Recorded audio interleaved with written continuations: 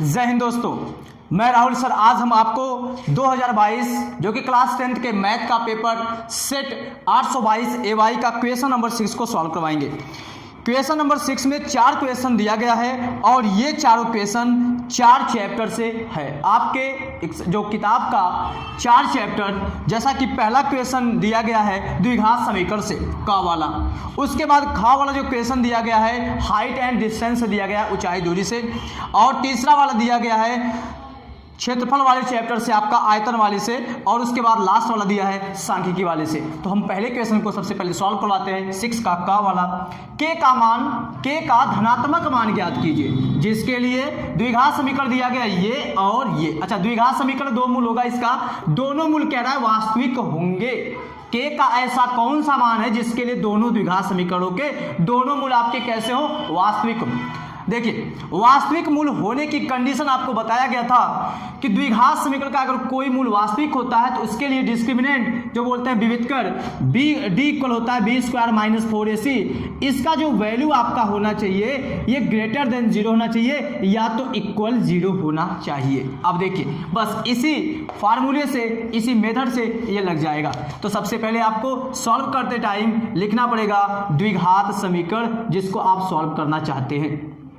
ठीक है, द्विघात समीकरण। चलिए पहले हम इस द्विघात समीकरण को लेके चलते हैं। द्विघात समीकरण x² + kx + 64 = 0 की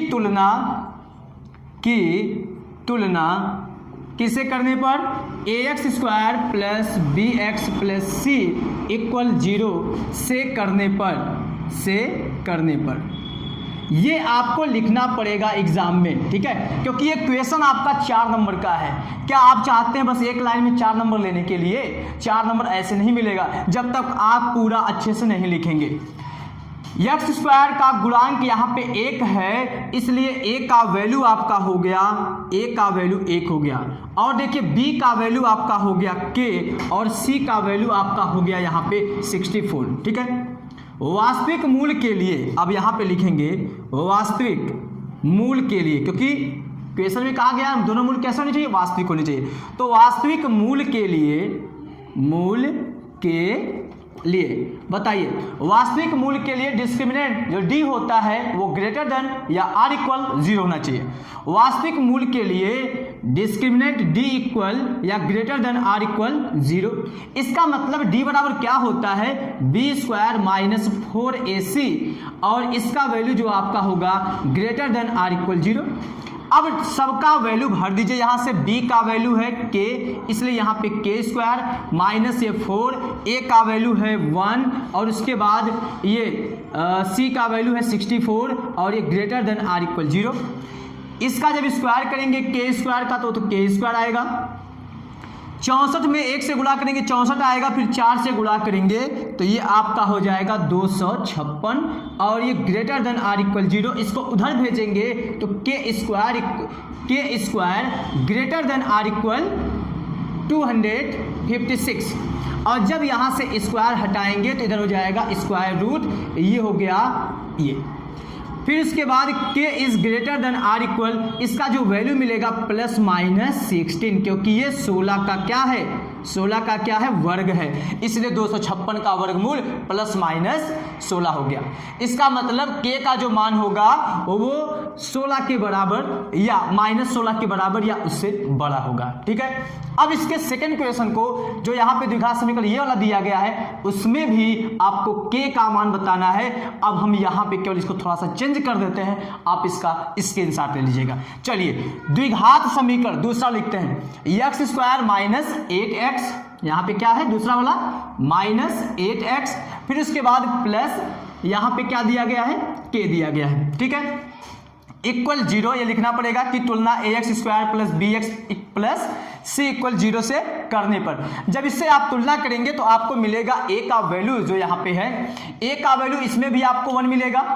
ठीक है, a का वैल्यू इसमें भी 1 ही मिलेगा, b का वैल्यू -8 मिलेगा, और उसके बाद c का वैल्यू आपको k मिलेगा। ठीक, वही काम इसमें भी लिखना है, चूंकि वास्तविक मूल के लिए डिस्क्रिमिनेंट ग्रेटर देन r = 0 होता है, इसलिए B square minus 4ac greater than or equal 0।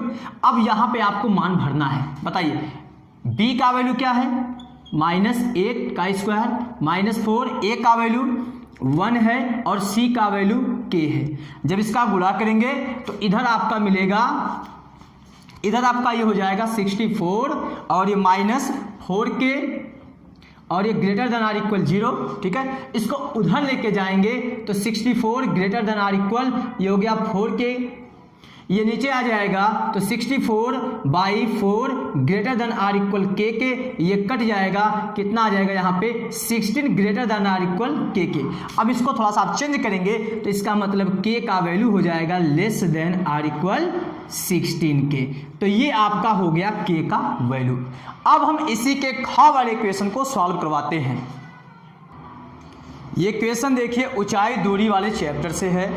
इस क्वेश्चन में कहा गया है पानी की सतह से, ये देखिए हम पानी का एक सतह बना दिए, लेवल बना दिए। ठीक है, पानी की सतह से 14 मीटर ऊपर जहाज के डेक, जो जहाज है उसके ऊपर से, जहाज के डेक पर खड़े एक व्यक्ति, देखिए ये पानी का हम सतह बना दिए, फिर उसके बाद इसके ऊपर जो जहाज का डेक है उसकी ऊंचाई दे दिया है 14 मीटर। कितना दे दिया है, 14 मीटर। ठीक है, पानी की सतह से 14 मीटर ऊपर जहाज के डेक से, अब यहां से कोई व्यक्ति जो है एक पहाड़ी की चोटी से उन्नयन कोण 60 डिग्री तथा पहाड़ी के आधार से अवनमन कोण 30 डिग्री है। यहां से जब वो व्यक्ति किसी पहाड़ी को देखता है, यहां मान लिए हम बना दिए पहाड़ी। ठीक है, यहां बना दिए पहाड़ी। अब बताइए यहां से जब व्यक्ति उस पहाड़ी की चोटी को देखता है, शिखर को, तो यहां से उसको अपने सिर को उठाना पड़ेगा।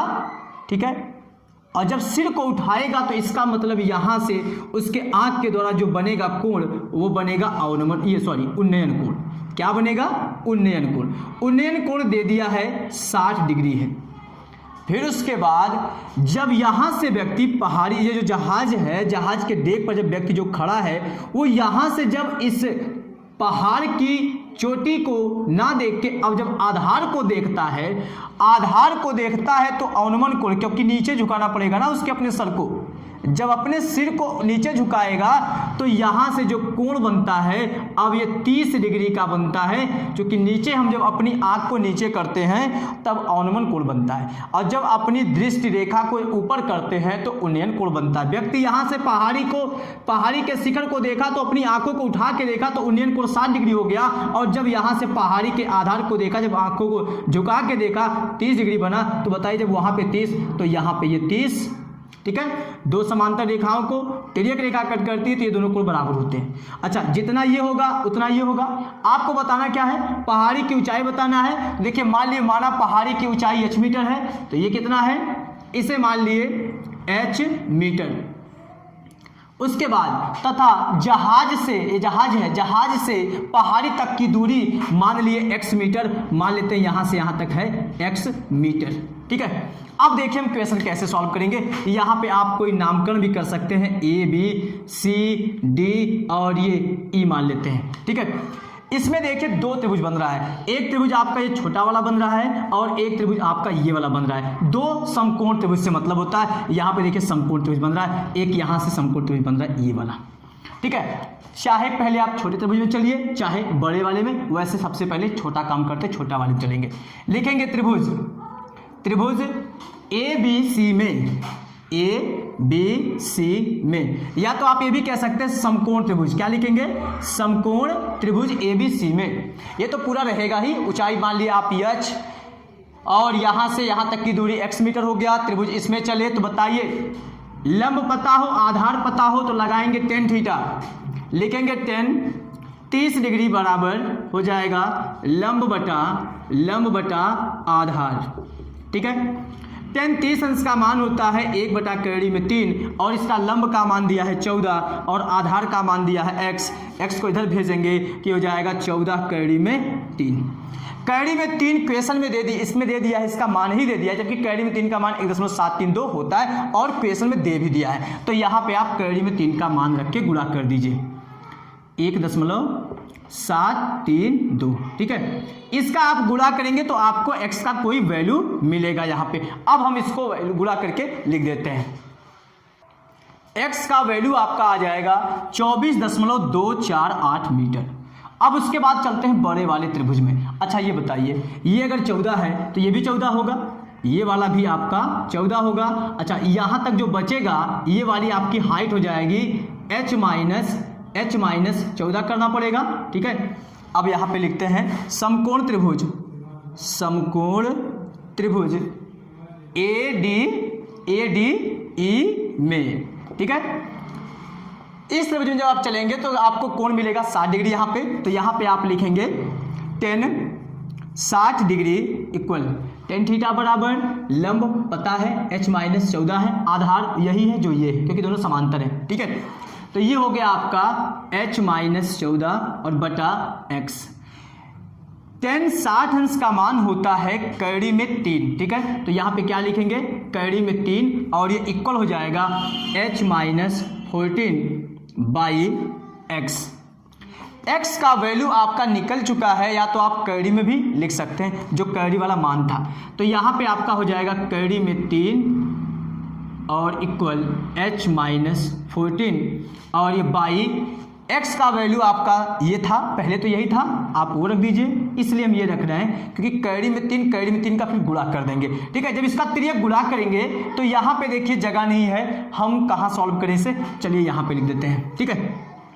जब इसका गुणा करेंगे तो ये 14 और कैड़ी में 3 का कैड़ी में 3 से गुणा का आप करेंगे तो 3 हो जाएगा, और ये बराबर होगा h माइनस 14 के, ठीक है। 14 3 42 हो गया, और ये इधर आएगा प्लस 14 हो गया बराबर h के। h का वैल्यू आपको मिल जाएगा, इसको जोड़ दीजिए, 4 2 6 और 4 1 5, इतना मीटर हो गया। अब आप लिखेंगे अतः, देखिएगा अतः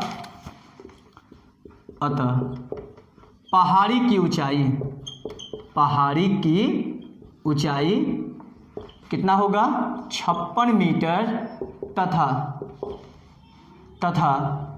जहाज व पहाड़ी के बीच की दूरी कितना आया है, ये वाला 24.248 मीटर। ये आपको पूरा लिखना है, तभी आपको 4 में 4 नंबर मिलेगा। नेक्स्ट क्वेश्चन देखते हैं। देखिए जो गा वाला क्वेश्चन आपका है ये सॉलिड वाले से है, जो क्षेत्रफल और आयतन वाला चैप्टर है उसमें से। एक ठोस खिलौना एक अर्धगोले के आकार का है। एक ठोस कोई खिलौना है और वो कैसा है, अर्धगोले के आकार का है, ये अर्धगोला बना दिए, ठीक है। एक ठोस खिलौना अर्धगोले के आकार का है जिस पर एक लंबवृत्तीय शंकु अध्यारोपित है। अध्यारोपित का मतलब होता है उसके ऊपर रखा हुआ, ना तो ये दूसरा वाला उसके अंदर गया है और ना तो वो वाला इसके अंदर गया है। अध्यारोपित का मतलब होता है स्पर्श करना, ना तो बाहर ना तो ये अंदर, ठीक है। तो यहाँ पर एक शंकु रखा गया है, वो भी अध्यारोपित है, तो इसका मतलब उसका ये ऐसे मिला के ऐसे बनाएंगे और यहाँ से एक लाइन यहाँ से खींचेंगे, आपका देखिए बन गया शंकु। ऊपर इसको ढकेंगे, इसको ढकेंगे, देखिए शंकु दिख रहा है, इसको ढकेंगे अर्धगोला दिख रहा है। अर्धगोले पर एक शंकु रख दिया गया है, ठीक है। इस शंकु की ऊंचाई 2 सेंटीमीटर है। बताइए शंकु की ऊंचाई ये पूरा दे दिया है, जिसको आप क्या मानते हैं, h मानते हैं, इसका वैल्यू दे दिया है 2 सेंटीमीटर। ध्यान दीजिएगा कितना दिया ये, 2 सेंटीमीटर। उसके बाद और आधार का व्यास 4 सेंटीमीटर, ये पूरा व्यास दे दिया है 4 सेंटीमीटर। इसका मतलब हम त्रिज्या पता कर सकते हैं। चलिए अभी छोड़ते हैं इसको, ध्यान दीजिएगा। लेकिन इस खिलौने का आयतन ज्ञात कीजिए, खिलौने का आयतन निकालना है। फिर उसके बाद कह रहा है यदि एक लंबवृत्तीय बेलन इस खिलौने के परिगत का मतलब इसके चारों ओर हो तो बेलन और खिलौने के आयतनों का अंतर ज्ञात कीजिए। अब आपको बताना है, अगर मान लीजिए इसके चारों ओर एक बेलन हो, वो भी परिगत, ठीक है, तो आपको बताना है दोनों के आयतनों का अंतर, ठीक है। यहाँ से मान लीजिए हम ऐसे कर दिए, एक बेलन बना दिए, ठीक है। तो बेलन यहाँ पे नीचे भी स्पर्श करेगा, ऊपर भी। सबसे पहले हम ये निकालते हैं, ठीक है। यहाँ पे देखिए लिखेंगे माना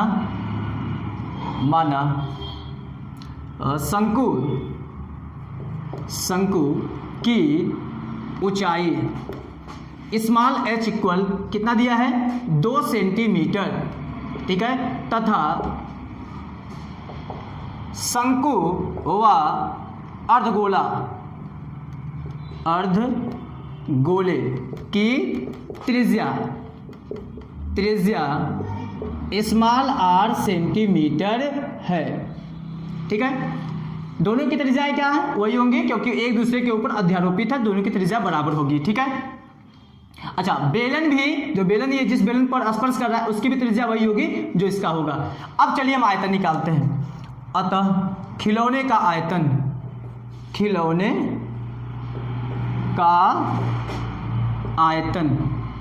बताइएगा, खिलौने का आयतन क्या होगा, अर्धगोले का आयतन और शंकु का आयतन दोनों का जोड़ के। तो यहां पे लिखेंगे अर्धगोले का आयतन फिर प्लस शंकु का आयतन।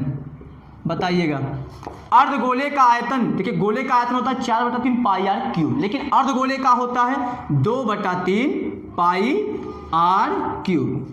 शंकु का होता है 1/3 पाई आर स्क्वायर एच।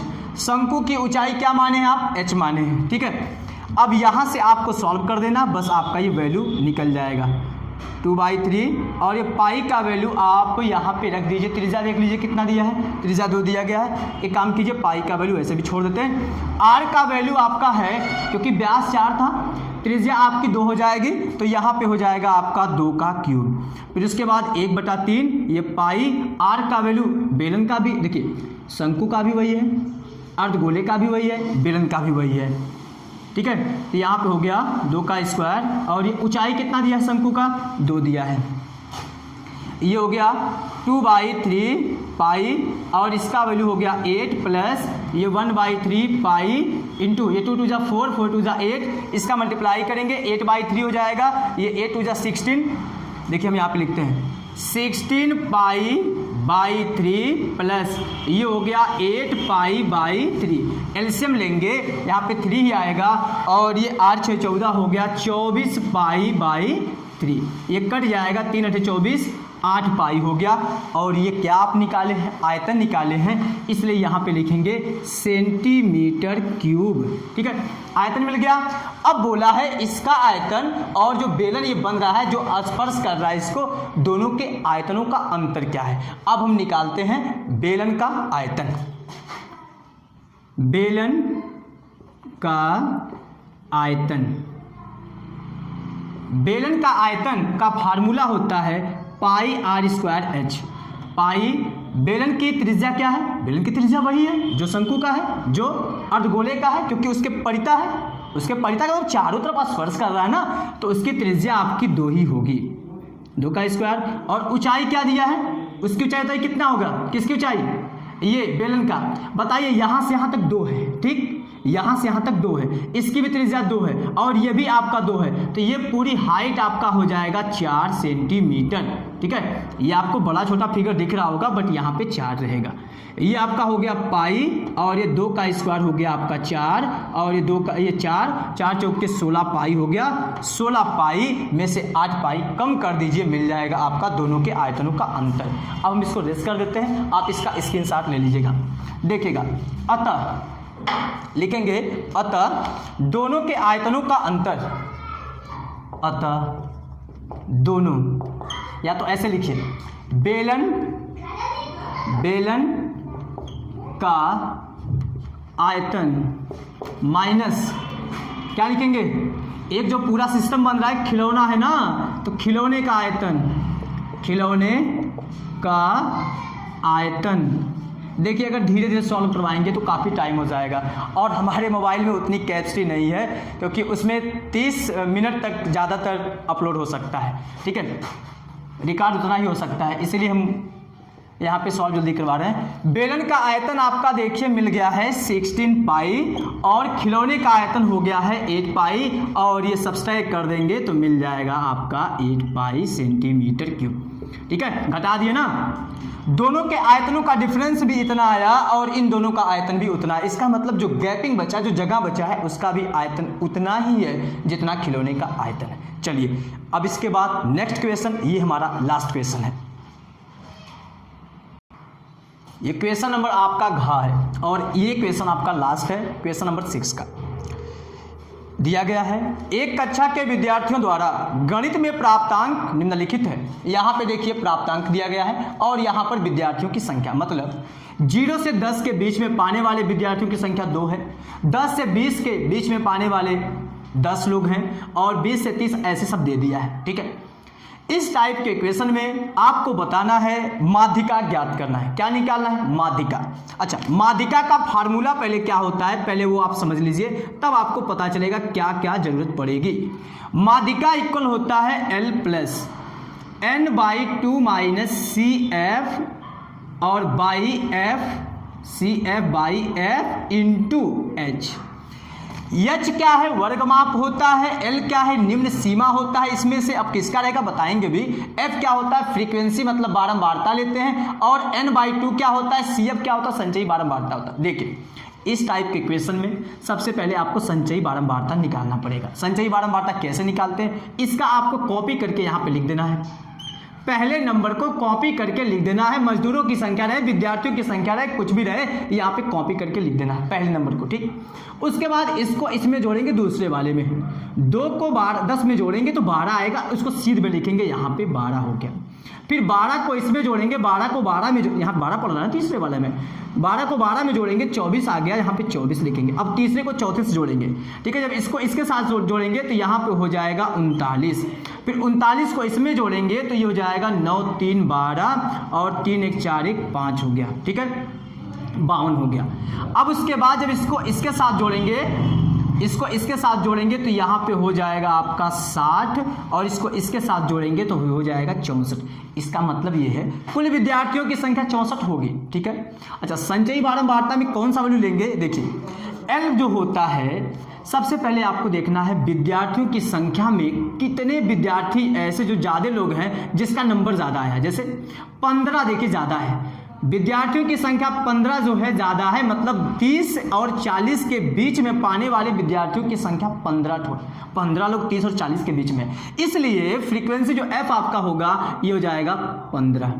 ठीक, अब इसी के सिर में ऐसे चलेंगे, ऐसे तो बताइए इसका ये है ना, इससे ऊपर जो होगा इसके सिर में आप चलेंगे संचयी बारंबारता वाले में, और इसके ऊपर जो होगा जस्ट ऊपर जो भी रहे, कम ज़्यादा कुछ भी रहे, ये आपका हो जाएगा CF। ठीक, अब फिर इसी खाने में आएंगे, देखिए पूरे इसी खाने में आएंगे, जो इसका निम्न सीमा है वर्ग अंतराल का, ये आपका हो जाएगा L, और इन दोनों का जो अंतर होगा 40 में से 30 का 10, 30 में से 20 का 10 आ रहा है, वो आपका H हो जाएगा। अब देखिए हम यहाँ पे लिखते हैं, अभी ये फार्मूला बाद में यूज होगा, लिखेंगे वर्ग अंतराल या n इक्वल, बताइए n मिल गया ना, n इक्वल हो गया आपका 64, ये n होता है। ठीक है, फिर उसके बाद लिखेंगे वर्ग अंतराल क्या है, इसके सिर में चलिए 30 से 40। ठीक है, तो यहाँ पे आपको लिखना है वर्गमाप क्या हो जाएगा, देखिए वर्ग अंतराल आपका 30 से, ये माइनस में समझिएगा, ये 30 से 40 को बता रहा है। वर्गमाप क्या हो जाएगा, जब आप किसी 2 को घटाएंगे तो 10 आएगा, इसलिए वर्गमाप जिसको हम बोलते हैं H का वैल्यू हो गया 10। ठीक, H का वैल्यू हो गया, N का वैल्यू हो गया। अब L क्या है, वर्ग अंतराल का ये जो CF वाला है, इसके सिर में आइए, और जो निम्न सीमा होगा वही आपका L है। तो लिखेंगे वर्ग माप या वर्ग अंतराल की निम्न सीमा, वर्ग अंतराल की जो निम्न सीमा है, जो इसे L बोलेंगे, L का वैल्यू दिया है 30। L का वैल्यू कितना मिलेगा, यहाँ से 30 मिलेगा, L का वैल्यू हो गया। अच्छा, F का वैल्यू 15 है, और इससे ऊपर आपका CF है, CF का वैल्यू कितना है 24 है। बस आप सब मान रख दीजिए, आपका ये क्वेश्चन सॉल्व हो गया।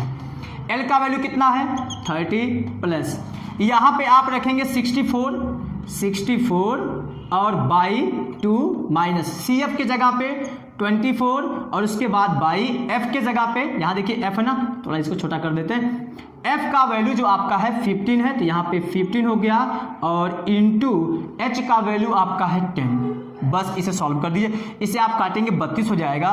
देखिए अब हम यहाँ लिखते हैं, ये हो गया 30 प्लस, ये तो ऊपर वाला है, सबसे पहले ये लिखेंगे फिर ये फार्मूला, उसके बाद देखिए हम यहाँ आ गए 30 प्लस ये हो गया 32, 64 का आधा 32 हो गया। अब 32 में से ये आप घटाएंगे 24 तो हो जाएगा 8 मिलेगा, 8 बटा ये हो गया आपका 15 और गुणे 10, ये देखिए 5 तिया 15 और 5 दूना 10, ये हो गया 32 प्लस 8 दूना 16 बटा 3, और जब इसका आप एलसीएम ले लेंगे तो हो जाएगा 90 प्लस 16 बटा 3। इसको जोड़ दीजिए, इसको जोड़ दिए, बताइए कितना आएगा। उसको आप जोड़ेंगे तो आपका हो जाएगा 106 बटा 3। इसको भाग दीजिए, 3 त्रिका 9, 1 बचा, 3 बचे 15, 1 बचा, फिर इसके बाद यहाँ पे दशमलव लगा के 3 त्रिका 9, 3 त्रिका 9 ऐसे हो जाएगा। तो ये हो गया आपका माध्यिका या माध्य। आज का ये हमारा लास्ट क्वेश्चन था। अब इसमें जो क्वेश्चन आपका बच गया है उसको हम नेक्स्ट वीडियो में सॉल्व करवाएंगे, और अगर आपको समझ में आया हो तो प्लीज़ चैनल को सब्सक्राइब कीजिएगा और बेल आइकन को जरूर प्रेस कीजिएगा। Thanks you.